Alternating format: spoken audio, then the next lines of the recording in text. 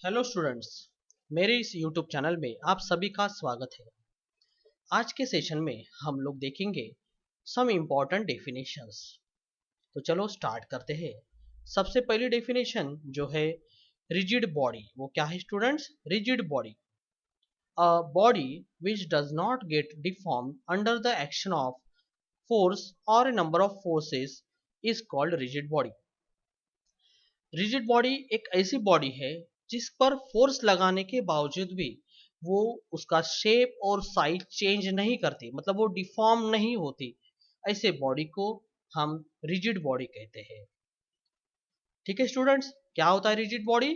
जिस बॉडी का शेप और साइज चेंज नहीं होता फोर्स लगाने के बाद, उस बॉडी को हम रिजिड बॉडी कहते हैं। लेकिन स्टूडेंट्स ध्यान रखना, ऐसी कोई भी बॉडी पॉसिबल नहीं है। कोई पूरे यूनिवर्स में रिजिड बॉडी एग्जिस्ट नहीं है।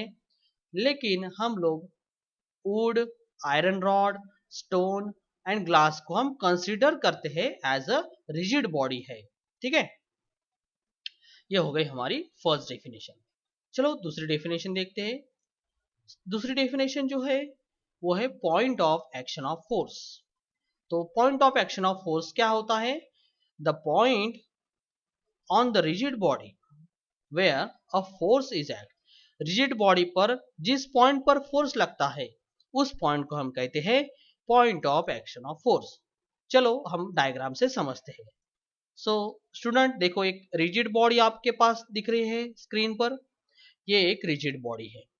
अभी इस रिजिड बॉडी पर ये ए नाम के पॉइंट पर देखो, मैं पॉइंटर जहां पर शो कर रहा है उस पॉइंट पर फोर्स लग रहा है।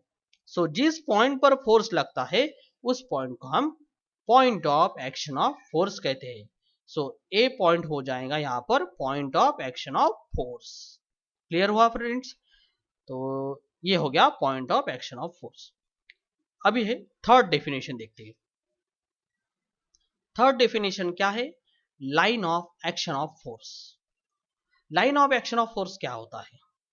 एन इमेजिनरी लाइन, एन imaginary line passing through the point of action of force and drawn in the same direction in which force act। देखो, एक ऐसी इमेजिनरी लाइन होती है जो point of action of force से पास होगी और फोर्स के डायरेक्शन में चलेगी। क्या बोला? फिर से समझो। एक ऐसी इमेजिनरी लाइन जो point of action of force से पास होती है और फोर्स के डायरेक्शन में आगे बढ़ती है। उस हम लाइन को हम कहते हैं line of action of force. जैसे डायग्राम में आपको बताया है। देखो, एक रिजिड बॉडी है, ये हमारा point of action of force था। ठीक है, और इस point of action of force से एक इमेजिनरी लाइन पास हुई। देखो एक्स वाई दिख रही है आपको। This point is X and this is Y. X Y line pass हो रही है कौन से डायरेक्शन में? इधर उधर पास नहीं हो रही। कौन से डायरेक्शन में पास हो रही है? जिस पॉइंट से फोर्स लग रहा था, देखो इधर फोर्स लग रहा, उसी डायरेक्शन में लाइन पास हुई। एक्स वाई, ये हो गई line of action of force. So X Y is the line of action of force. Clear? चलो फोर्थ डेफिनेशन देखते हैं। फोर्थ डेफिनेशन हमारे सामने है principle of transmissibility of force. Principle of transmissibility of force, तो ये क्या होता है? देखो, it states that the point of action of force can be transmitted anywhere along the line of action of force without causing any material difference। देखो students, क्या बोल रहा है?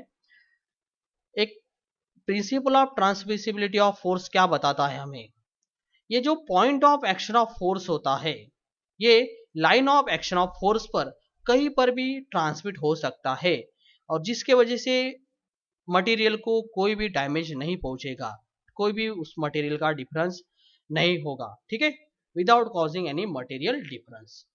देखो, जैसे कि ए पॉइंट पर point of action of force था और एक्स वाई हमारी क्या थी? Line of action of force. So ये point of action of force इस लाइन पर कहीं पर भी ट्रांसमिट हो सकता है। ठीक है, सो ये होता है principle of transmissibility of force. So ये चार डेफिनेशन हमने पढ़ ली। कौन सी? पहला रिजिड बॉडी पढ़ा, second definition point of action of force, third definition line of action of force, and fourth definition that is principle of transmissibility of force. ठीक है स्टूडेंट्स, सो अगर ये वीडियो आपको अच्छा लगा है सो प्लीज लाइक करो, शेयर करो and subscribe to my YouTube channel, and if any suggestion please write in a comment box, and thanks for watching.